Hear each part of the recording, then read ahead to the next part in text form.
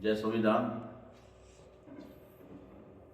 साथियों, आज हमारा जो ये वीडियो है ये मताधिकार जागरूकता अभियान के अंतर्गत चल रहे हमारे प्रोग्राम को लेकर के है, क्योंकि इस मताधिकार जागरूकता अभियान के अंतर्गत हम लोगों ने कुछ मुद्दे लिए हैं जिन मुद्दों के लिए लोगों को जागरूक होना अति आवश्यक है।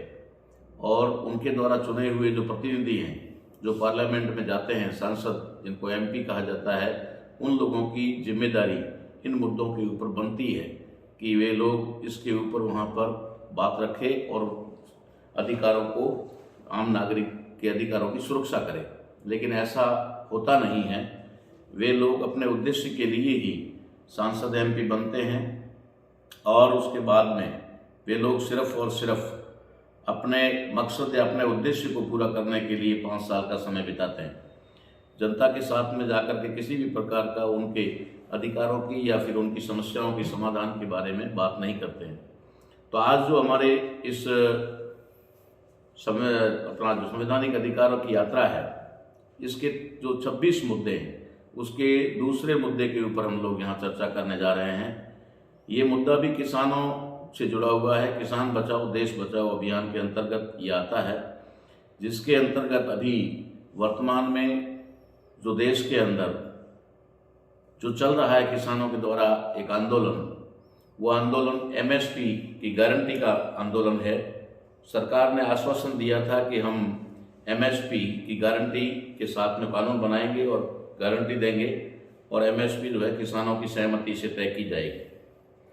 तो ये एमएसपी क्या है और इसके ऊपर सरकार क्यों नहीं किसानों की बात सुन रही है और क्यों नहीं वो एमएसपी को लागू कर रही है, उसके पीछे के कारण मैं आप लोगों को बताना चाहूँगा। साथियों, एमएसपी 2 प्रकार की है जो हमारी भाषा में हमने की है। उसमें पहला एमएसपी है जिसको हिंदी में कहा जाता है न्यूनतम समर्थन मूल्य, और अंग्रेजी में एमएसपी का फुल फॉर्म होता है मिनिमम सपोर्ट प्राइस। ये है एक एमएसपी। दूसरी एमएसपी है जिसको अंग्रेजी में फुल फॉर्म उसका होता है मैक्सिमम सेलिंग प्राइस, यानी अधिकतम बिक्री मूल्य। ये 2 चीजें हैं जो आम नागरिक यानी कि अन्नदाता और अन्न खाता दोनों को ही जोड़ती है। दोनों के बीच में एक कड़ी है। ये दोनों एमएसपी, एक मिनिमम सपोर्ट प्राइस और दूसरा मैक्सिमम सेलिंग प्राइस, अधिकतम बिक्री मूल्य, और दोनों का निर्धारण ना तो किसानों के हाथ में है ना सरकार के हाथ में है। और उसकी वजह से किसान भी लुटता है, यानी अन्नदाता भी लूटा जाता है, और आम उपभोक्ता अन्न खाता वो भी लूटा जाता है। ये बात हम लोगों को, आप लोगों को समझनी चाहिए, हमें समझनी चाहिए कि आखिर किसानों को एमएसपी के लिए इतना क्यों लड़ना पड़ रहा है। आखिर एमएसपी निर्धारित करने में क्या तकलीफ है, क्यों नहीं होनी चाहिए। लेकिन इसके पीछे एक बहुत बड़ा राज है, बहुत बड़ी गहरी साजिश है, जिसे हम लोगों ने कभी समझने की कोशिश नहीं की। मुझे तो कभी कभी ऐसा भी लगता है कि हमारे जितने भी आंदोलन है वे सारे के सारे आंदोलन खुद ही ब्राह्मणों के द्वारा ही प्रायोजित आंदोलन होते हैं, या फिर उनको उनके सलाहकार जो है वो एक विशेष वर्ग के लोग जो ब्राह्मण हैं वही होते हैं। और उन लोगों की वजह से जब आंदोलन को खड़ा करना है तो खड़ा कैसे करना है, गिराना है तो कैसे गिराना है, या डाइवर्ट करना है तो कैसे करना है, ये बात एक साफ तौर पे दिखाई देती है, जो किसान आंदोलन में भी हम लोगों को 2021-2020 के दौरान भी हमें दिखाई दी थी, और हमने उसको भली भांति समझा और उस आंदोलन को एक संवैधानिक आंदोलन बनाने का प्रयास किया, जो काफ़ी हद तक सफल रहा। अब बात आती है एमएसपी यानी कि मिनिमम सपोर्ट प्राइस की, न्यूनतम समर्थन मूल्य की। तो ये न्यूनतम समर्थन मूल्य के लिए हमारे पुरखों ने संविधान में क्या प्रावधान किया उसको लेकर के आपको बताना चाहेंगे कि पहले जो देश के अंदर कृषि उपज मंडियां बनाई गई, उन कृषि उपज मंडियों के अंदर किसान का पैदा किया हुआ अनाज मंडी में बिकता था। वो सरकारी मंडियां थी, और सरकारी मंडियों के अंदर वहाँ पर जो जो दुकानें निर्धारित की गई थी वहाँ पर जब किसान की फसल बेची जाती थी तो एक हराजी सिस्टम जिसको कहते हैं, उनकी किसानों की भाषा में कहते हैं हराजी यानी कि वहाँ पर हर प्रकार का अनाज जब आ जाता था उसके अंदर क्वालिटी देखी जाती थी। क्वालिटी किसी की थोड़ी डाउन होती थी, किसी की थोड़ी ठीक होती थी। तो क्वालिटी के आधार पर किसानों के साथ मिलकर के जो खरीदारी सरकार के द्वारा की जाती थी या सरकार द्वारा जो निर्धारित किया जाता था उसके अनुरूप ही वहाँ पर 3 तंत्र मिलके, खरीदार भी, सरकारी वहाँ के जो अधिकारी होते थे वो और किसान, तीनों मिलकर के उसकी किसान की फसल का मूल्य निर्धारित करते थे और उसकी वजह से किसान को सही दाम मिल जाते थे, सही उसका जो उचित जो दाम है वो मिल जाता था। लेकिन धीरे धीरे क्या हुआ, धीरे धीरे वे जो मंडियां हैं वो सारी सरकारी मंडियां जिसके ऊपर प्राइवेट लोगों का कब्जा हो गया और प्राइवेट लोगों का कब्जा खास करके उन पूंजीपतियों का कब्जा हो गया जिन लोगों ने हमारे लोगों से अपनी मनमर्जी के भाव से अनाज खरीदना शुरू किया। जब किसान फसल बोता है उस समय बीज का भाव देखा जाए तो बीज का भाव 4 गुना होता है और उसके उस समय जिस का बीज आप ले रहे हो, बाजरा ले रहे हो, गेहूं ले रहे हो या कोई और चीज जो जिसका बीज ले रहे हो उसका मार्केट के अंदर उस अनाज का भाव जो होता है वो दो गुना होता है। 2 गुना होने का मतलब है कि जो बीज है उसका आधा होता है और जैसे ही किसान की फसल पक करके तैयार होती है और वो बिकने के लिए मार्केट में आती है, बाजार में आती है, तो वो सीधा ही उसका आधा हो जाता है यानी कि 1/4 हो जाता है।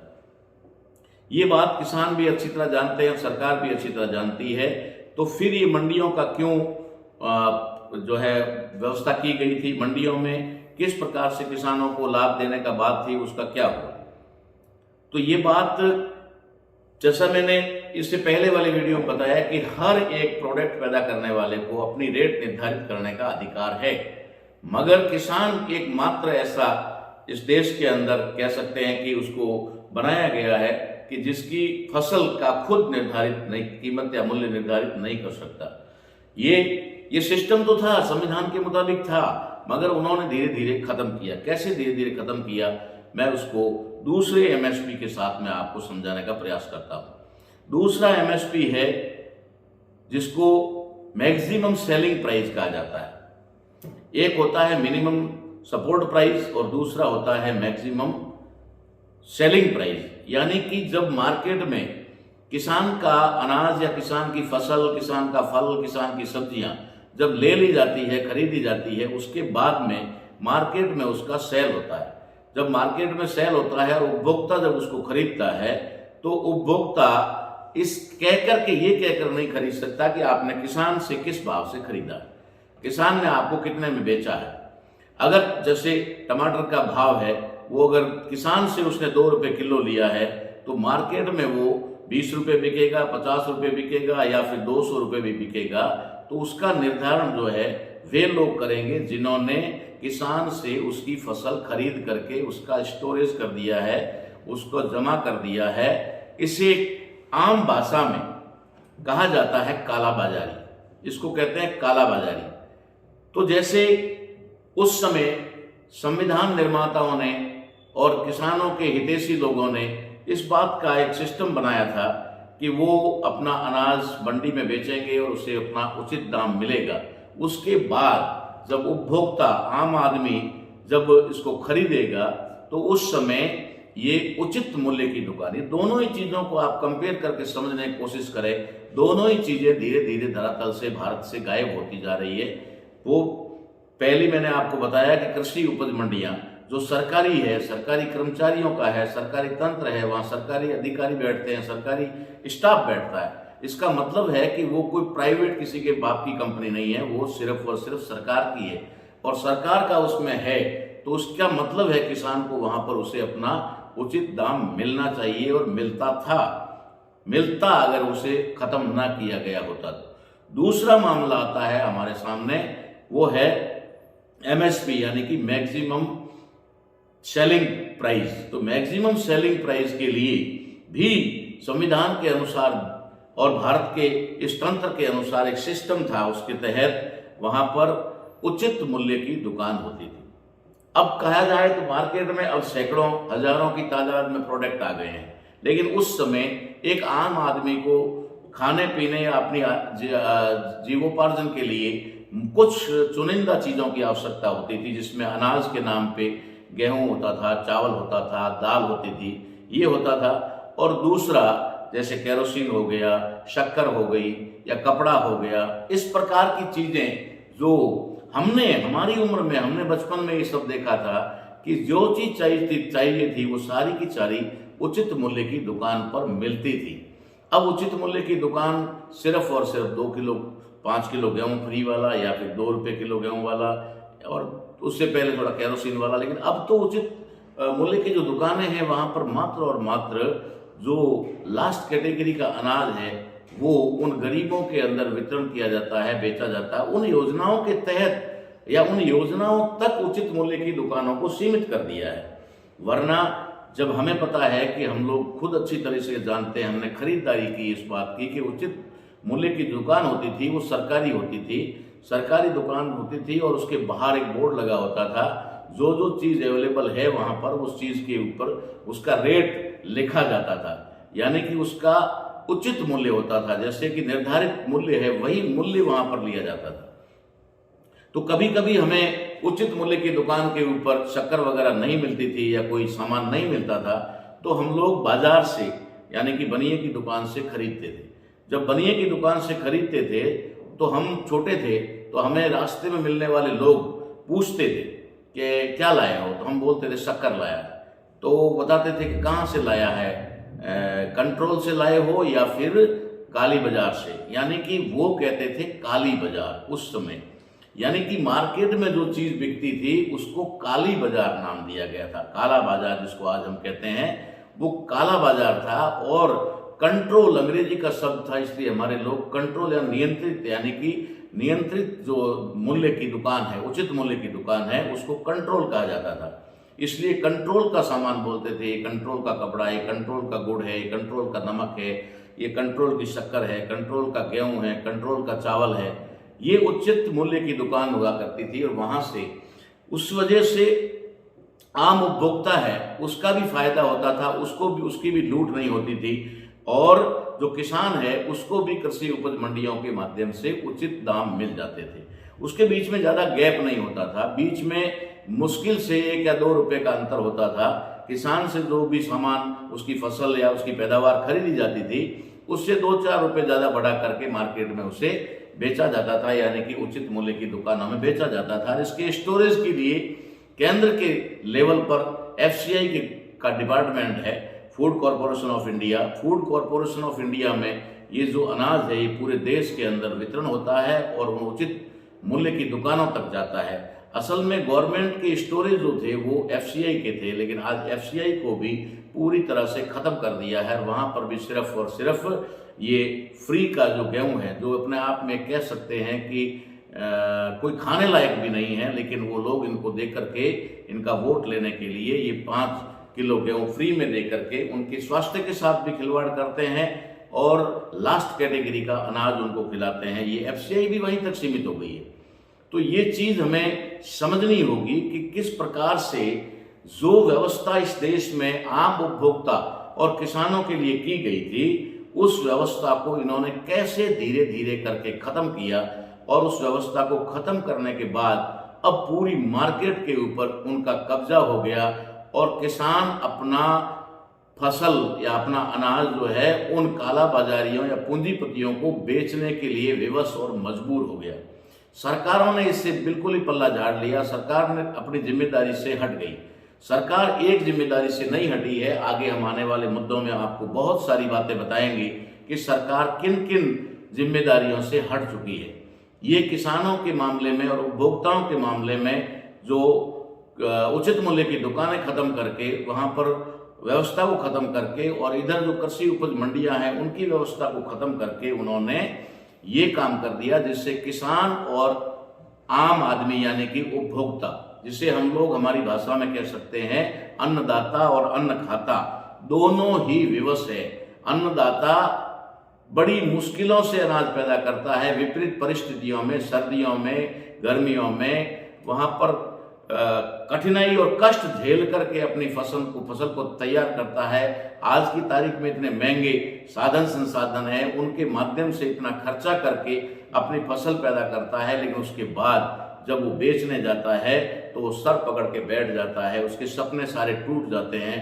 वो सोचता है कि इस बार तो अच्छी फसल है तो अच्छे दाम मिलेंगे, लेकिन जैसे ही फसल अच्छी होती है किसान की मेहनत से, तो वहाँ पर भाव इतने डाउन कर दिए जाते हैं, भाव गिरा दिए जाते हैं कि आपका माल जो है वो चवन्नी में देने के लिए आप विवश होते हैं, मजबूर होते हैं, क्योंकि आपकी घर की आवश्यकताएं, आपके कर्जा, आपके भाई जो भी रिश्तेदारी या जो भी आपके जीवन के और भी हिस्से हैं उनके अंदर जो आपकी आवश्यकताएं हैं उनको पूरा करने के लिए आपको विवश होकर के वो अनाज उनकी मर्जी के दामों में देना पड़ता है। ये जो मांग है आज की तारीख में किसानों की, ये मांग कैसे पूरी हो सकती है, इसके बारे में हम आपको बताना चाहते हैं कि ये मांग तभी पूरी हो सकती है जब सच्चे और सही और ईमानदार और निष्ठावान प्रतिनिधि जब संसद में जाएंगे। संसद में जब तक ये लोग जाएंगे, पूंजीपति जाएंगे, जो लोग आपके ऊपर पानी की तरह पैसा बहा करके, आप लोगों के वोट को खरीद करके, आप लोगों को गुमराह करके जो वोट लेकर के जाते हैं, ये प्रतिनिधि कभी भी वहां पर आपकी आवाज बुलंद नहीं कर सकते और कभी भी आपके अधिकारों के लिए वहां पर जो है आवाज नहीं उठा सकते। क्यों? क्योंकि वे लोग उन पार्टियों के मोहताज है, उन पार्टियों के एक तरह से गुलाम है जो पार्टियां उन्हें टिकट दे करके वहां पर चुनाव लड़ने के लिए भेजती है। टिकट का मतलब ही ये है, अगर टिकट जो है, टिकट तो होता है बस में, ट्रेन में, हवाई जहाज में, उसमें टिकट होता है, लेकिन चुनाव के अंदर टिकट का मतलब होता है कि आपके गले का पट्टा और आप जो है उस पार्टी के प्रतिनिधि ही नहीं, आप पार्टी के गुलाम बन करके, जनता के प्रतिनिधि तो आप कह ही नहीं सकते उसको, जनता का तो कोई प्रतिनिधि हो ही नहीं सकता, वो सिर्फ पार्टी का प्रतिनिधि होता है, क्योंकि पार्टी उसे सेलेक्ट करती है, पार्टी उसे टिकट दे करके भेजती है। इसलिए वे लोग वहां पर जाकर के आपके हक अधिकारों की बात नहीं करते। वरना अधिकांश लोग जो वहां जा रहे हैं वो ऐसा नहीं है कि किसान नहीं है या किसानों के प्रतिनिधि नहीं है, लेकिन वहां उनकी मजबूरी है, विवश है कि उनकी जुबान, मैं तो साफ साफ कहता हूं कि टिकट जो दिया जाता है पार्टियों के द्वारा, उस समय 2 टिकट दिए जाते हैं। एक टिकट उसके हाथ में दिया जाता है और दूसरा टिकट उसके मुंह पे चिपकाया जाता है कि अब तुम्हें किसी प्रकार का कुछ भी पार्टी के विरुद्ध या पार्टी के नियम कानून कायदों से हट करके नहीं बोलना है। एक टिकट उसके मुंह पे चिपकाया जाता है, दूसरा टिकट उसको दे करके चुनाव लड़ने के लिए भेजा जाता है, जिसकी वजह से हमारे हक अधिकार जो लोग सदियों से हमें नहीं देना चाहते थे और संविधान की वजह से मिल गए, वो लोगों को ये कबूल नहीं है, मंजूर नहीं है, इसलिए वो धीरे धीरे आपके संवैधानिक अधिकारों को खत्म कर रहे हैं। इसलिए अन्नदाता और अन्न खाता दोनों को, यानी उपभोक्ता को भी और किसानों को भी, इस मामले में सजग और जागृत हो जाना चाहिए और अपने वोट की कीमत को समझ करके अपने सच्चे और ईमानदार प्रतिनिधियों को ही पार्लियामेंट में भेजना चाहिए, संसद में भेजना चाहिए, ताकि वे लोग आपके लिए ये जो आए दिन जो काले कानून बन रहे हैं, आए दिन जो आपके अधिकारों का संसद में हनन हो रहा है, वहां पर वे आवाज उठाएं और उनकी रोकथाम के लिए काम करें और उन अधिकारों को, जो संवैधानिक अधिकार है, उनको बहाल रखते हुए उन पर अमल करने के लिए और संवैधानिक अधिकार आपको दिलाने के लिए आवाज उठाए। ये तभी संभव होगा जब आप और हम सब मिलकर के इन दोनों ही द्विदलीय संसदीय प्रणाली को तोड़ करके, उखाड़ करके फेंकेंगे, क्योंकि ये द्विदलीय संसदीय प्रणाली जो कांग्रेस और बीजेपी है, ये दोनों ही एक वर्ग विशेष की है और वो वर्ग विशेष आप लोगों के पुरखों को सदियों से, 100 पीढ़ी से ज्यादा गुलाम बना करके रखा हुआ था और संविधान की वजह से आपको कुछ आज़ादी मिली, लेकिन ये आज़ादी अब आपके पास में रहने वाली नहीं है, क्योंकि इस द्विदलीय संसदीय प्रणाली के अंदर आप 2 पार्टियों के गुलाम बन के रह गए हैं। जिन पार्टियों के आका वही लोग हैं, उन्हीं के हाथ में सारा तंत्र है और वे ही लोग जो है इन पूरे देश के ऊपर शासित हैं, यानी कब्जा करके बैठे हुए हैं। इसलिए साथियों, हम लोगों को, आम नागरिक को और आम मतदाता को ये समझना होगा कि हमारा वोट आखिर जा कहाँ रहा है। हम लोग इतना विरोध कर रहे हैं, कुछ भी कर रहे हैं, हर आदमी जो है इसका पूरे देश में आंदोलन कर रहा है, उसके बावजूद भी उनके हक अधिकार बचने की बजाय वही लोग सत्ता में बार बार आ जाते हैं। तो इसका मेन और मुख्य कारण जो है वो मैं बार बार और हर वीडियो में ये बात आपको कहूँगा कि अगर आपको अपना न्याय चाहिए तो उसके लिए सच्चे प्रतिनिधि चुनने होंगे, और सच्चे और ईमानदार प्रतिनिधियों को चुनने के लिए आपको सबसे पहले ईवीएम को हटाना होगा। ईवीएम जब तक रहेगी आप चाह करके भी अपने सच्चे और ईमानदार प्रतिनिधियों को नहीं चुन सकते। इसलिए मेरा आप लोगों से करबद्ध निवेदन है कि ये जो एमएसपी प्लस एमएसपी यानी कि मिनिमम सपोर्ट प्राइस और मैक्सिमम सेलिंग प्राइस, ये दोनों को ही अगर हमें वास्तव में बहाल करना है और एक उपभोक्ता को भी लुटने से बचाना है और एक किसान को भी आत्महत्या से बचाना है, तो फिर हमें ये करना होगा। और ईवीएम मशीन को हटा करके जो है हमें सच्चे प्रतिनिधियों को बैलेट पेपर से चुन करके पार्लियामेंट में भेजना होगा, तभी जाकर के हमारी समस्याओं का समाधान होगा।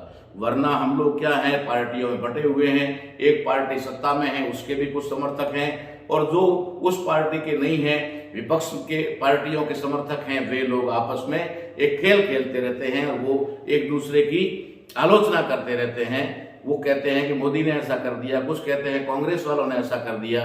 लेकिन साथियों, कांग्रेस और बीजेपी कभी भी अलग नहीं है, ये दोनों ही एक ही शरीर की दो भुजाएं हैं, और ये एक शरीर की दो भुजाएं आप लोगों के लिए कभी भी भला नहीं सोच सकती और कभी सोचेगी नहीं। इसलिए आप लोगों को इस बात का पूरा ख्याल करना होगा। और किसान भाइयों से भी मैं इस वीडियो के माध्यम से अनुरोध करूंगा कि जितनी ताकत आप झोंक रहे हैं वहां पर, उतनी ताकत अगर आप ईवीएम का विरोध करने वाले आंदोलनकारियों को दें और इस आंदोलन को ईवीएम का विरोधी आंदोलन बना दें, तो शायद आपके हक अधिकार बच सकते हैं। वरना आप कुछ भी करते रहो, लेकिन वो लोग ईवीएम से वोट लेकर फिर सत्ता में आएंगे और फिर आपको कुचल दिया जाएगा, आपको दबा दिया जाएगा।